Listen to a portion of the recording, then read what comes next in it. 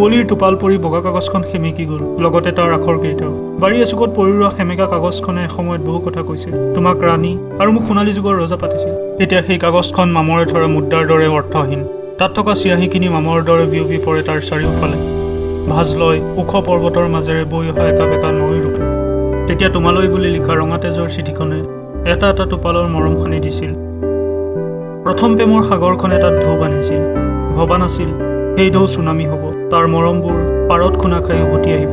খঙত দলিয়াই দিয়া কাগজখনে কুঁৱলীক সাক্ষী কৰি নতুন দিগন্তক আদৰিছে। সূৰ্যৰ পোহৰ পৰি জিলিকিছে নতুন আভা বিচাৰি। কুঁৱলীত ভিজা কাগজখনে শুকুৱাব বিচাৰিছে তাৰ অতীত সুৱদী বৰ্তমান। সূৰ্যৰ আভা পৰি তপত ৰঙা তেজৰ টোপালকেইটা জিলিকিছে। শীতল কৰিছে অতীতৰ ৰজাৰ নিশাদুটো।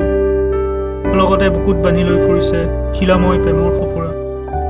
একা বেকা তেজৰ নৈখনে ৰূপ লৈছে অন্ধ প্ৰেমৰ, য'ত লুকাই আছে এটা এটা টোপালৰ সজীৱ দিগন্ত।